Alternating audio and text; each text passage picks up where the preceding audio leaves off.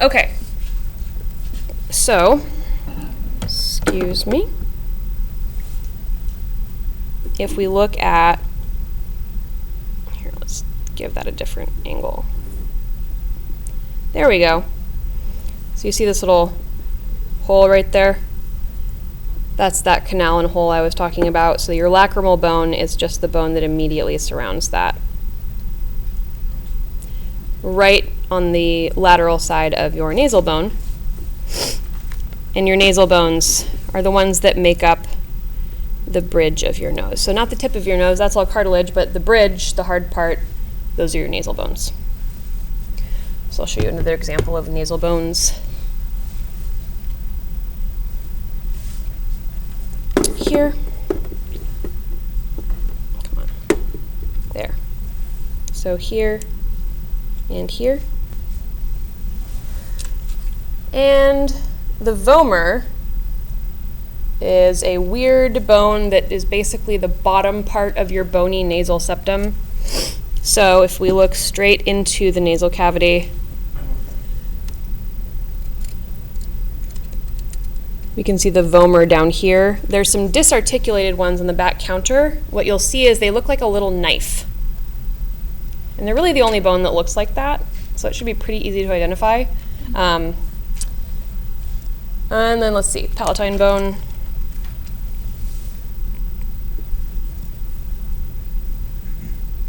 So this part of the hard palate is the maxilla. So this is called the palatine process of the maxilla. It's basically the portion of your maxilla that forms the bony roof of your mouth, your hard palate. But if you look carefully at the back, you'll see there's a little seam here and here, and then there's a bone right there. Those are your palatine bones. They form the very, very back of the bony part of your hard palate, and they contain some little holes. Again, those are holes that nerves pass through. So if you get dental work done on the upper part of your face, on the teeth that are in your maxilla, your dentist is going to stick a needle way, way, way far back in your mouth to try and get at nerves that come out of these holes in your palatine bone instead. Is that one or two bones? There's one per side.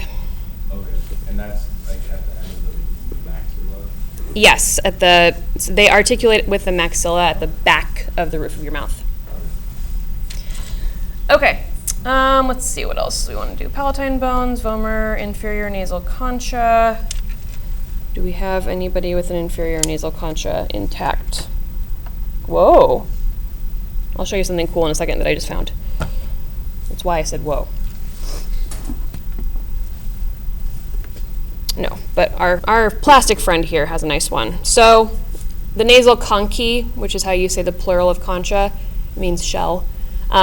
These are basically bones that are curly, sort of shell-shaped bones that are on each side of your nasal cavity. They are covered over with epithelium. They basically make it so that air has to kind of swirl around in your nasal cavity when you breathe through your nose so that it gets moistened. This is why you should breathe through your nose primarily and not your mouth, to moisten that air up. But the inferior nasal concha is just this bottom one here and here.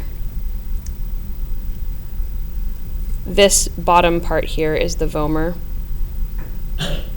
The top part of the bony nasal septum is actually the perpendicular plate of the ethmoid bone that hangs down off the bottom of the ethmoid bone. All right, so that's inferior nasal concha. The zygomatic bone is your cheekbone. So it articulates with your maxilla in the front, your frontal bone via this arm of it that reaches up, and it reaches back towards your temporal bone to form your zygomatic arch, which is your cheekbone. Is that why some people have more defined cheekbones than others? Yep. Yeah, so the shape and pronouncement of that arch changes your face shape a lot.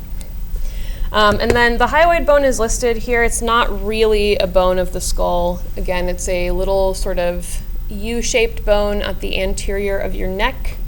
So our little skeleton friends have them on the front. It's a bone that's involved in attachment of various swallowing muscles.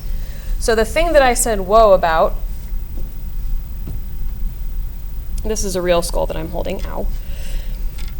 I was examining this for whether or not there were any observable nasal conchi in there, and I found that this person has an insanely deviated septum. Yeah, so this person had a really hard time breathing through that side of their nose for literally their entire life. So let's see if I can, yeah, there we go. So this is their vomer, and for some reason it's been pushed over to one side, and you can also see evidence of bony remodeling in there. What exactly does deviated septum mean? I've heard that. It just means, so the septum, the bony nasal septum, and here's a really nice perpendicular plate of ethmoid bone, by the way. The septum is made up of the perpendicular plate of the ethmoid bone reaching down from above and the vomer that reaches up from the bottom. And it's just the bony wall that divides the two halves of your nasal cavity. So deviated septum means that instead of being nice and straight and mid-sagittal, it's taking a dramatic jog to the left or right, which is what you're seeing here. So if that's the case, it basically occludes one side of your nasal cavity and makes breathing through that side really, really difficult. So obviously this is something that would require surgery to correct. They'd have to go in and break it, push it back over where it's supposed to go, and then fill your nose full of cotton until it had healed enough to remove the cotton. So although many people historically have used deviated septum as an excuse to have cosmetic nose surgery, as you can see, it's an inside of face thing, not an outside of face thing. Has nothing to do with your nasal bridge bones. Can you see it if somebody says they have a deviated septum? Like, you can take a look. If it's dramatic and they're willing to let you look inside of their nose, yes. But it's a pretty intimate look. You'd have to be like really up there. All right, and that is the rest of that. So that is the tour of the skull. There are a lot more holes in here that we have removed from your list because there just are a lot of them. So just only focus on the ones that you need. So for example, optic canal.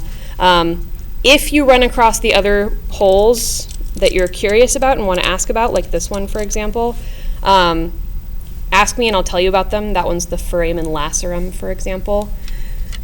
The only reason I would, share them with you is not because they're on the list or testable, but rather so you don't mistake them for the holes that are testable, because they're next to each other.